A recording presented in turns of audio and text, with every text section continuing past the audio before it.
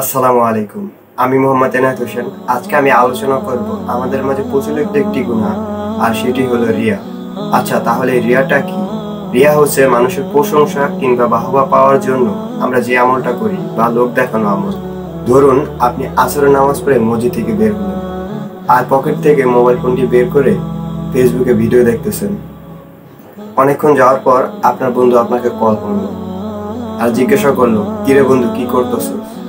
আপনি উত্তর দিলেন, এই তো নামাজ পড়ে মসজিদ থেকে বের হয়ে এখন ফেসবুকে ভিডিও দেখতেছি। এটা শুনে আপনার বন্ধু বলতেছে, আরে বাহ, তুই তো খুব ইমানদার, পাক্কা নামাজি, তোর মতো মানুষ হয়ই না। এটা শুনে আপনার মনে খুব আনন্দ লাগলো, কিন্তু আপনি তখন শুধু বলতে পারতেন, এই তো ফেসবুকে ভিডিও দেখতেছি, ব্যাস এখানে সব শেষ হয়ে যেত। কিন্তু আপনি সেটা না করে মিথ্যা বাহবা পাওয়ার জন্য নামাজটাকে আপনি অ্যাড করলেন। এটাই হচ্ছে রিয়া।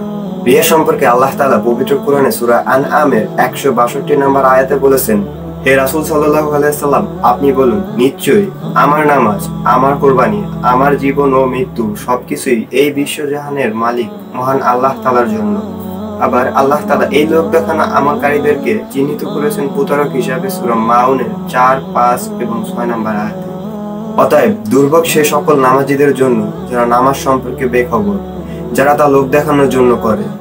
এই রিয়া সম্পর্কে আমাদের প্রিয় নবী হযরত মুহাম্মদ সাল্লাল্লাহু আলাইহি সাল্লামের অসংখ্য হাদিস রয়েছে। হযরত আবু হুরায়রা রাদিয়াল্লাহু তাআলা আনহু থেকে বর্ণিত, তিনি বলেন, রাসূল সাল্লাল্লাহু আলাইহি ওয়াসাল্লাম বলেছেন, তোমরা জুব্বুল হুজুন থেকে আল্লাহ তাআলার নিকট আশ্রয় প্রার্থনা করো। তারা প্রশ্ন করলো, ইয়া রাসূলুল্লাহ, জুব্বুল হুজুন কি?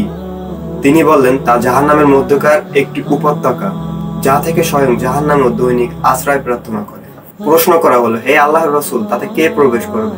তিনি বলেন, সে সকল কোরআন পাঠক যারা লোক দেখানোর আমল করে। আর একটি হাদিসে আবু হুরায়রা রাদিয়াল্লাহু তাআলা আনহু থেকে বর্ণিত, তিনি বলেন, রাসূলুল্লাহ সাল্লাল্লাহু আলাইহি সাল্লাম বলেছেন, সকল কাজের পেছনেই থাকে প্রেরণা ও উদ্দীপনা, আর উদ্দীপনার পেছনেই লুকিয়ে থাকে অলসতা ও কর্মবিমুখতা। কাজেই যে লোক সোজা পথে চলে, সোজাভাবে কাজে অটল রাখতে পারে, তার সফলতা অর্জনের আশা করতে পারো।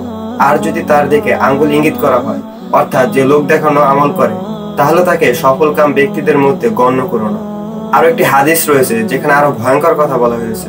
মাহমুদ ইবনে লাবিদ রাদিয়াল্লাহু তাআলা থেকে বর্ণিত, তিনি বলেন, রাসূলুল্লাহ সাল্লাল্লাহু আলাইহি ওয়াসাল্লাম বলেছেন, আমি তোমাদের উপর যা ভয় করি তার মধ্যে সবচেয়ে ভয়ঙ্কর হচ্ছে শিরকে আসগর, অর্থাৎ ছোট শিরক।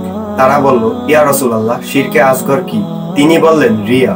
আল্লাহ তাআলা কিয়ামতের দিন রিয়াকারীদেরকে বলবেন, যখন মানুষকে তার আমলের বিনিময় দেওয়া হবে, তোমরা তাদের কাছে যাও যাদেরকে তোমরা দুনিয়াতে দেখাতে, দেখো তাদের কাছে কোনো প্রতিদান পাও কিনা। আল্লাহ তাআলার সাথে কাউকে শরীক করলে তিনি পছন্দ করেন না, তাকে ক্ষমাও করেন না যতক্ষণ না পর্যন্ত তিনি তওবা না করেন।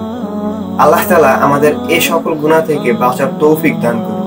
আমিন সুম্মা আমিন।